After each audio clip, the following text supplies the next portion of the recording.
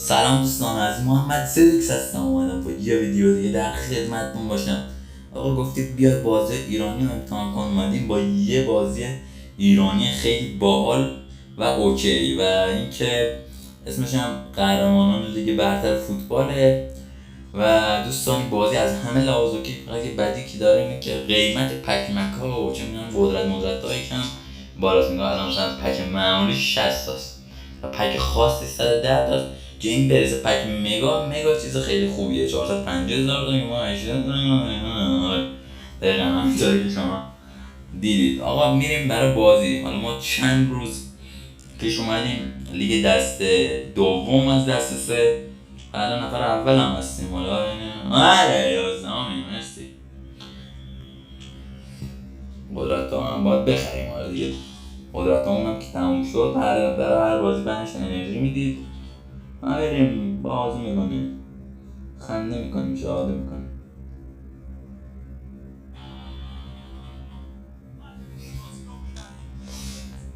یک دو سر. حالا بی خیال پستر نه یه چیز دیگه بوده باش. ریدم تو زندگی. خنده میکنی؟ کن کرش ما اینجا داریم زحمت میکشیم تو نمیدونی چه برای سر ما آمده. یخ میزنیم بنازم. بیا ساکت داشتم. بیا پایین.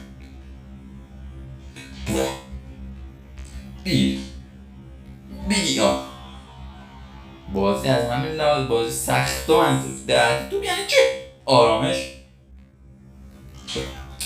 منو میزنی؟ دوستان همراهان همیشگی حمله. بابا بینم خنده میکنم. حاجی داری زحمت میکشیم باید برنده بشیم.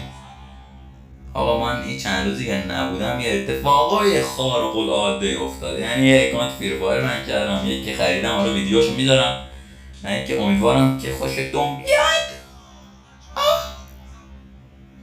درد داشتی گلو بنازم.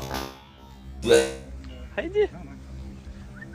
من یه برندم داشت گنده. آره گنده ندیدم، بهتر بگم. باشه زیر تا گل خودی میزنی. مشکل داری بی ناموس. ما داریم زحمت میکشیم، تو نمیدونی چه بلای سر ما آمد.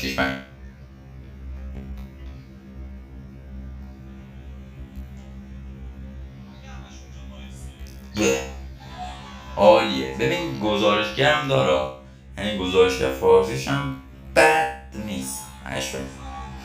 از همین لحاظ بازی اوکیه. حالا کمی قیمت پکمک گرونه. پکمکا راستی یه چیزی یادم رفت. تو این نایه قرمز وایسی گارد زد میده، بازم مشت قرمز میده. یعنی یه جا وایسی همیشه در حال قدرتام قدرت ندارم داشت تو سوراخ شدی. یکی دیگه اونو بزن. لحشیشم برای لحشیشه. من که بازی ها برنده شدیم دوستان عزیز. حالا تا ویدیوهای دیگه شما رو به خدا میسپارم. لایک میکنید، حمایت ها رو ببرید برای ساب کنید تا من ویدیو با اکانت جدیدم تا عصر براتون میذارم. یا علی خدا حافظ دوستان.